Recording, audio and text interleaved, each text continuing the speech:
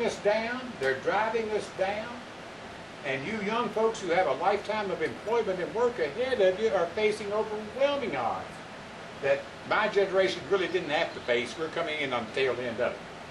And a lot of people in my generation who'd worked all their lives to try to retire had their entire savings wiped out in this debacle over the last several years. That wasn't happenstance that happened, folks. The people who engineered that have computers that will process 1 billion bytes of information a second. They knew what was coming. But they also know that they want a one-world government. They want a global economy. And as long as the United States was special, as long as the United States had a higher standard of living, as long as the United States gave its citizens rights of privacy and constitutional rights, we were apart from the rest of the world.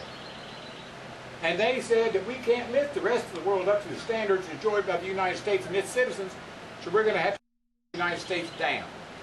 And that's what big special interest money has bought off both political parties from the top down, Washington and locally. And these people who are exercising policy decisions in this country, people who are taking and dictating what rights you have and all, many of them are the people I call the petrochemical, pharmaceutical, military, industrial, transnational, corporate, fascist, elite SOBs. And they see the Constitution and the Bill of Rights as impediments to the implementation of a new world order and global economy. You know, and they're not warm and fuzzy about you, your children, or your grandchildren. So, you know, what our campaign is about is, does America still have, does the Constitution and the Bill of Rights and individual privacy and individual sovereignty still mean anything, or is it dead?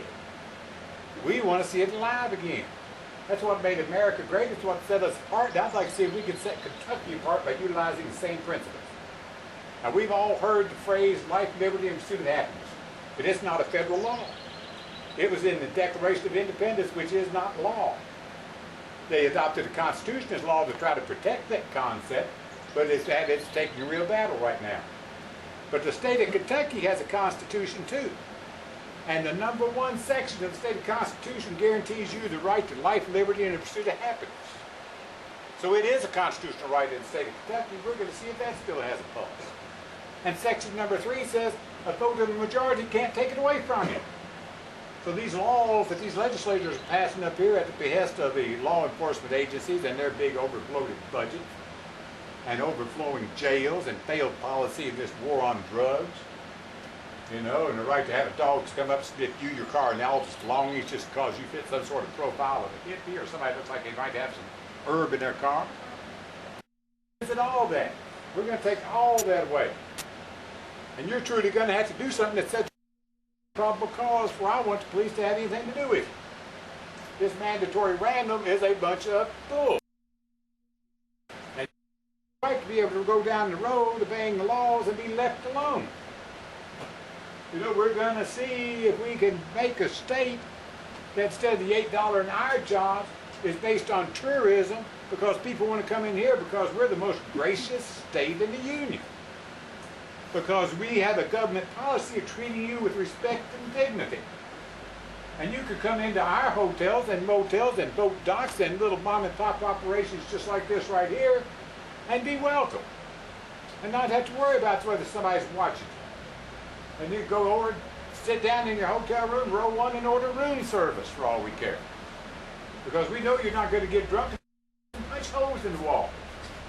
We want people to come to Kentucky because Kentucky, for a long time, had a reputation as being a gracious southern gentleman and southern lady kind of place. And you know, just because you got a tattoo and wear a beard doesn't mean you can't be that way. So our whole concept of us in respect to the people is not us versus the people. It's us, we are the people. We don't have a party agenda. We don't have a party dogma that we need to pay attention to. Our dogma is the Constitution and the Bill of Rights. And what we want to put is the people in front of the parties for the first time. We're not looking to replace your local senator or representative. We're not looking to replace the Democrats or the Republicans, except in the governor's office. You know, we need the people in office right now. They know the ropes up there. They're going to be the ones that help us get this stuff passed. So they shouldn't feel any threat to us, and if you're a Democrat or Republican, you shouldn't feel any threat by us either, because we're not looking to make you change your party affiliation or adopt another party. All we're asking you to do is avoid the straight party ticket and vote for us as independents for governor. I don't care if you pull the straight party ticket after that or not, because it has to change from the top down. And the first thing we need to do is restore respect and dignity and transparency and trust in the political process in the state of Franklin, the state of Kentucky. The last 3 out of the last 7 sessions, they couldn't pass a budget. That's their only job, is to pass a budget. And they couldn't do it in 3 out of the last 7 because the leadership couldn't come to an agreement on who got what in the spoil system that's running things right now. I guarantee you, I'm going to be just as broke when I come out of office as I am going into it. Unless I have to sell a lot of my book, which is called The Last Free Man in America. I advise each of you to go to my website, send me an email address, and I'll mail you one, or I'll bring a box of them up here and we'll give them away. It's my autobiography, The Last Free Man in America.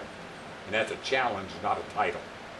If you can be more free than I am, by golly, do it, because you lift all of us up when you personify what America's supposed to be about.